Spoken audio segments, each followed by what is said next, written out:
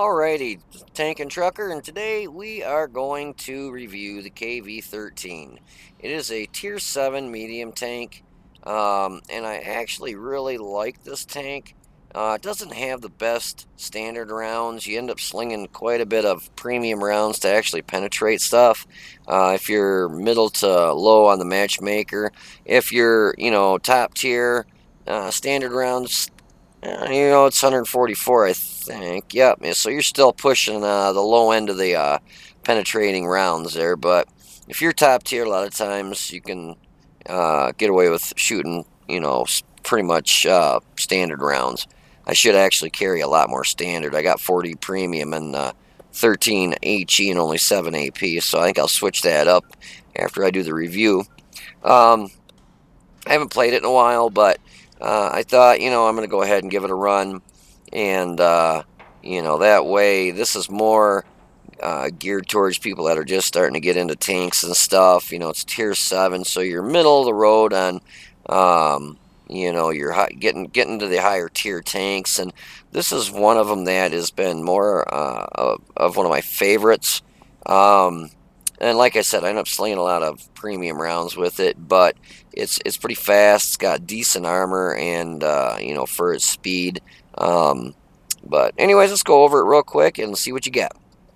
So, for a Tier 7 medium, you get 1,120 hit points, which is actually pretty good for a Tier 7 medium. Your armor on your front hull is 120, and on your turret is 100. On your side, your hull is 85 and your turret is 90. And on the rear, your hull is 85 and your turret is 90. So 90 on the rear and on the side of the turret and 100 in the front. That's actually pretty good. You got some weak points up here, big old commander's hatch. A lot of times they'll either hit that or they'll hit the sides of your turret here up the gun mantle, because this is your thicker part and it weakens out at the sides.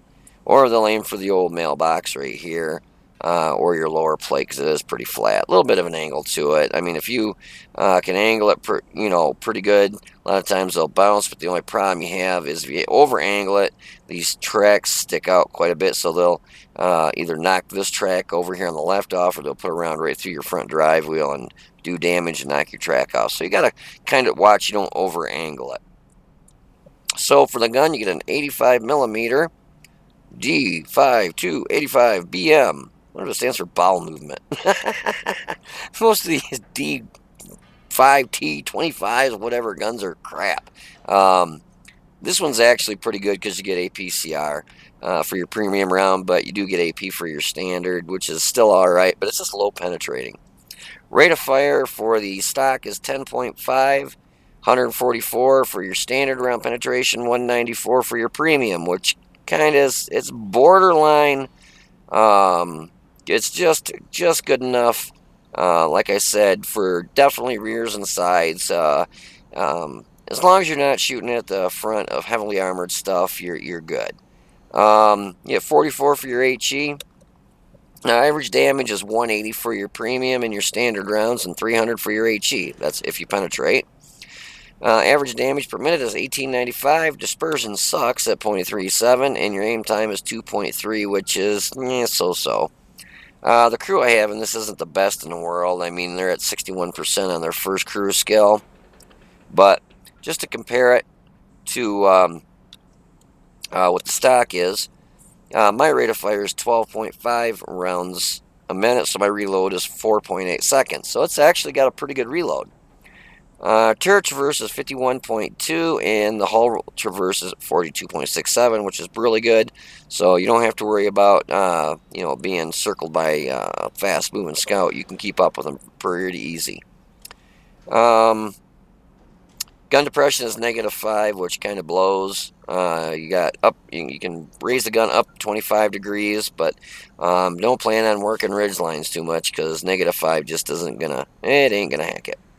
Aim time with mine is 1.96 versus 2.3, so shaves off a little bit of time. And my dispersions is 0.35, boys, if I can spit it out, versus 0.37, so a little bit better than what stock is. And my average damage per minute is 2246 versus the 1895. Weight is 36 ton. You can smack into a scout and probably not do too much damage to you, but if you start hitting other mediums and heavies, you're probably going to get damaged pretty bad. Engine power is 600 horsepower, which is pretty darn good, which gives you a specific power to weight of 16.6. So you'll get up to that 50 kilometers per hour, and you can maintain it pretty good and get up to it pretty quick. And reverse is 20 kilometers per hour. Your concealment is 18.2, which is actually very good for medium. View range is kind of low at 373. I probably could take the vents off and put coated optics on and to bump that up to around 400. But I just like having that real fast reload and the maneuverability and just better accuracy with that on there. So you give up view range for better handling on them, better gun handling. And your signal range is 638. So if you want to hold on for just a minute, I've got some game replay for you, so I'll be right back in just a minute. So here we are. We find ourselves on Cliff on the southern side of the map. Basically what I do when I'm on this side of the map in mediums and heavies, I rush up here, try working the center area at the E5 area where those rocks are, or I'll go around to the back side of the hill, like the GF 8-9 area over here. But this time I thought, I'm going to go ahead with the speed that this has, get up to the center and see what I can do in that area over there. See if I can get anything lit coming up that way, and get some shots off it stuff. Now you can see it's pretty fast. I'm going up a hill, and I'm still, down to about around 40 kilometers an hour, but that's a pretty decent sized hill. Once we get up here on this more of a straightaway, when it levels out a little bit, you'll see it's back up to 50 kilometers an hour.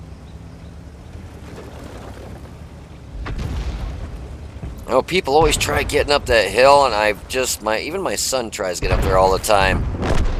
And that's what happens a lot of times when people get up there, try to get up there, artillery plugs them.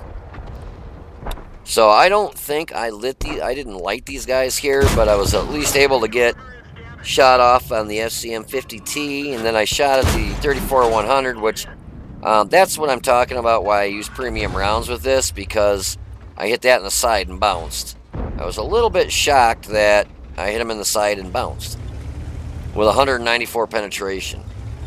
All I could think of was I just had a real bad, the area I hit just really sucked. So that's the artillery just shot and missed me, and it did not do any damage, but that's weird. It did absolutely no damage, but it counted as a hit from splash damage. Unless somebody shot a HE shell at me, I don't think anybody did. But you can see I'm always kind of spinning around, just trying to keep an eye out, looking at the mini-map and just seeing what's going on. Now I came up here this time and I kind of just poke out real quick and pull back, and didn't light anything. So I figured either there's not much hiding back there, or I just don't have the view range to light it. So it was not going to do me any good, staying there and having artillery, pop shots at me. So this Chaffee must have had a death wish to come rolling out like that. Sorry, I kind of keep forgetting to do this here, in case you want to see what tanks are what. I saw that TD over there, the charioteer, and I was hit him in the back. That was just bad aiming on my part. I should have aimed to the right and down a little bit more, but he was moving around so much trying to get out of there, so.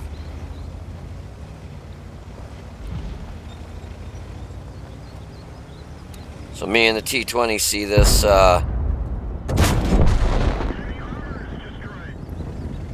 34-100, and I slide down the hill there. And this is where you got to be careful with the tank destroyers on the ridge. With no gun depression, it makes it really hard. And I saw the artillery to my left, but he was where I couldn't even get shots off on him anyways. So I figured I'm going to work over these... oh, I saw that already back there, but he was around the hill in a real weird area, but that shot kind of sucked into the dirt. I forgot he's got a side of a hill next to him there, so I start putting the rounds in his side there. It's got decent aim time. I mean, the reticle does shrink in pretty quick. I was able to take him out. I saw the Hummel. Waited for it to shrink. You gotta make sure it shrinks all the way in, or else you just won't hit your targets. But as you can see, this was a pretty quick match. As I slide down the hill here. But you can see I'm already up to almost 50 kilometers an hour. I mean, it's got pretty darn good pickup. And that UDS-03, he knew he was doomed. This T-20 was right in the darn way. I couldn't get a shot at first, but when he hit him there, it swung him over, and I was able to get a shot in his keister and take him out. So, not that I was stealing the kill. I mean, he still had hit points left, so I figured I'd take it. And here, anybody else would have. So, anywho, yeah, I got kind of lucky that artillery missed me in the beginning there. I think that I probably would have lost a lot of hit points there. But if you want to hold on a minute, I'll have the post-game stats for you in just a second. So, this is the results of that match. It was actually a pretty decent match. KV-13 is one of my more liked tanks. Standard rounds suck. But, you know, just you load premium rounds, and it's APCR, and you're able to plug through pretty much anything. Yeah, you get that 194 pen. If you hit them in the sides, as long as you're not going against a lot of frontally heavily armored stuff, IS-3s, Tiger 2s, and stuff like that, you can actually still pen the front of stuff too. But, so that was a Mastery Badge 2nd class. And we got a fire for effect. Hit the FCM-50T when he was crossing the map there. I think that was the one that was crossing the map for 169. And remember, average damage on this is 180, so it was a little bit of a low roll. Finished the UDs, excuse me, 03 off at the end there. Knocked his track off and destroyed him with 67 hit points left. T-34-100 hit him for 92 points and finished him off, and knocked out his fuel tank and track. J-Panther, I was getting some nice shots on those J-Panthers that were base camping. Hit him twice for 377, hit the other J-Panther twice for 377 too. And ammo racked the second one. That's actually kind of funny. I mean, exactly the same amount of damage with 2 hits on each of them. 377 and 377. What are the frickin' odds?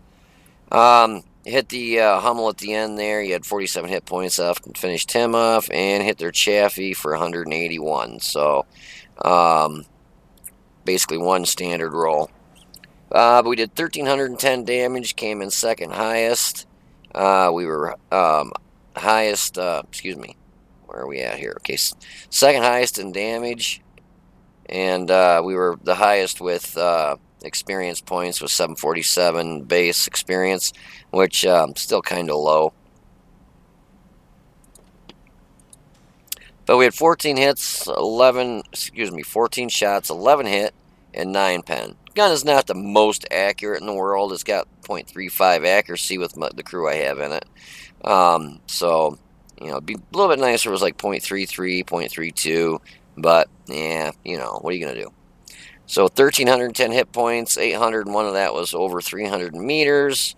I got splashed. That was right at the beginning when I was up by the rocks there. Didn't do a whole lot of damage. I don't know if it, I don't even think it knocked my track off. But we damaged 7, destroyed 3. And knocked off some tracks, and the team was able to do 628 damage. Made 32,561 credits, but we shot all premium rounds, so we were in the hole 12,297 credits.